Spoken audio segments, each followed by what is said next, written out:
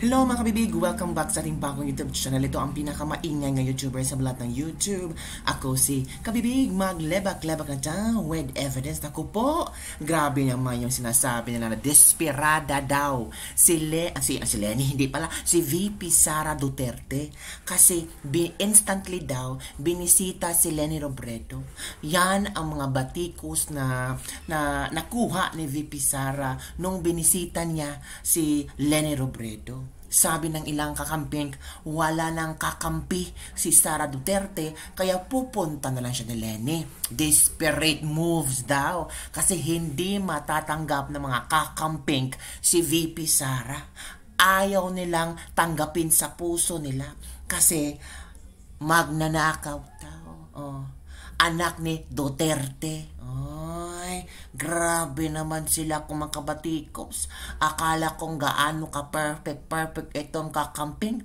Ayaw nyo ba ng unity? Ay, hindi na daw sila madadala sa unity. Ay, nako kabibig. Si Leni nga. Very hospitable. Di ba? Bakit? Binatikos ba ni VP Sara si Leni noong kasagsagan ng eleksyon? Si BBM ang grabe bumatikos. Kaya hindi desperada si VP Sara. Sabi ng isang news outlet kabibig. Grabe. Ito ang sabi, Vice President Sara Duterte meet with her predecessor Leni Robredo. Wala na yon. Tapos na yon. Sabi pa ito, according to Politico source, Robredo initially turned down the request due to her schedule. Ay, nagmagaling si Mama. But due to Duterte's persistence, si VP Sara talaga ang nangulit. Look, they had a face-to-face meeting with chat reportedly lasting for about an hour. Uy, grabe naman sila. So, si VP Sara dito ay desperado according to Billionaire News Channel. Nabasa ko lang i-share ko sa inyo. Baka sabihin nyo naman gawa ko ang chismis na ito. Hindi ito chismis, kundi ito ang kanilang report. Tingnan nyo, according to Politico source, Robredo initially torn down. Sabi ni Madam Lenlen na, ay wag, kasi busy yung schedule ko, hindi madala sa schedule ko, pasensya na kung sino mang kausap nila ni Robredo. Pero si Sara talaga, siya ang nagpursige, siya ang nagpush, nangulit si Sara. So, sabi ng ibang mga kakamping sa pagbasa nito, desperada yan, kasi wala nang kakampi. Kaya ganun ang ginagawa. Uy, grabe, desperada talaga. Ganon ba ang pag-isip-isip nyo kay VP Sara? Nakakatawa naman kayo. But due to Duterte's persistence daw, kailangan daw demanding si Sara Duterte kay Leni Robredo. Sino ba nagbalita nito? Kayang gawa talaga kayong istorya. Hindi nga nyo na kausap si Leni Robredo, kayo na ang gumagawa na istorya. Ginawa niyong masama si VP Sara ba? Ginawa niyong bratinela si VP Sara. Hindi nga natin alam kung ano ang katotohanan. Kayo gawa-gawa lang kayo ng istorya. Ewan ko sa inyo, Ay, nako mga kabibig. So yun nga, desperado. Ito, nakita ko lang ito. Ipakita ko sa inyo. Ito yung mga mga titles sa mga news nila. Ito basahin ko sa inyo. Desperado na. Sara Duterte reportedly meets with Leni Robredo in Naga. May Politico scope Ayan Desperado daw si VP Sara. Politico learned that Duterte arrived at the Bicol International Airport past 6 a.m. She then traveled by land to Naga City, Robredo's Bailiwick.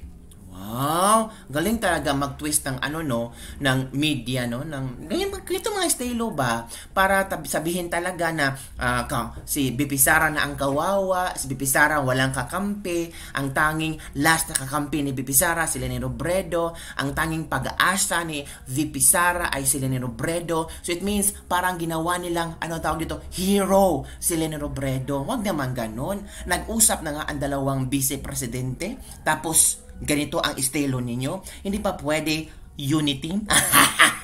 Wala nang unity team kabibig. So kung hindi man natin totoo, kung ano man talaga ang totoo, kung nagpursige ba talaga si VP Sara o naging bratinela si VP Sara o desperado si VP Sara, VP Sara na yun, wala tayong magagawa. At nagpalabas ng official statement. Ito Ito ay official statement. Para naman sa mga taong ng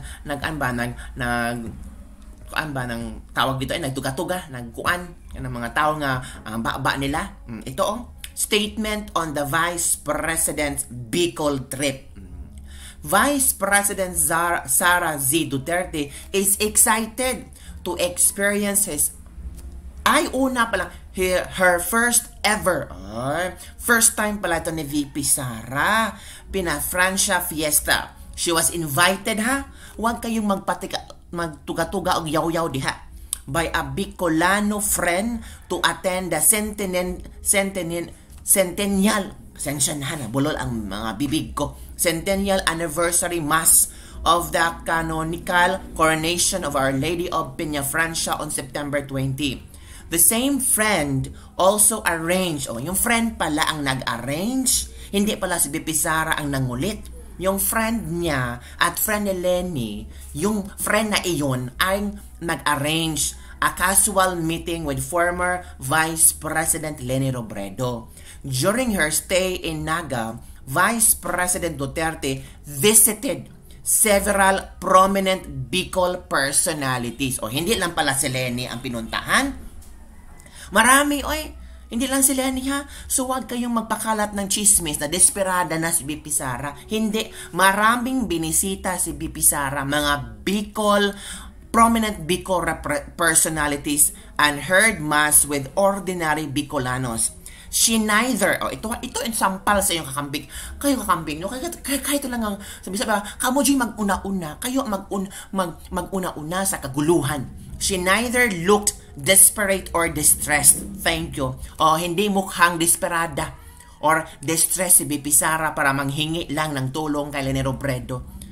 Alam nyo kung ano ang maganda dito, no? Na nag-usap yung dalawang vice presidente, may time sila para magkumustahan. Kasi naging friend lang sila. Diba mga kabibig? Ay, nako, ito isampal ko yan sa inyo. Kasi nagpapa-report kayo ng mga chismis na mali-mali pala. Nakakahiya kayo, So next time ba, hindi nagmukhang depressed si VP Sara, Depressed, distressed. Eto, akala nyo nagchika-chika lang si VP Sara na baka akala nyo si Lenny lang ang kayang pinuntahan. Hindi, nag-attend talaga si VP Sara ng mass. Tingnan nyo, yan si VP Sara. Kita nyo naman, nagpunta si VP Sara. Diba? Nagpunta si VP Sara. Nakinig ng misa. Hindi si Lenny ang pinuntahan. Lahat ng mga taong pinuntahan ni VP Sara. As a sign of respect, ay talagang binisita niya si Leni Robredo. Bakit pa kailangan niyang bisitahan ka, bibig? One of the prominent in Bicol personality si Leni Robredo. Kaya hiya naman kung hindi bisitahin ni VP Sara. VP Sara may malaking respeto din kay Lenny kasi ex-vice president yan.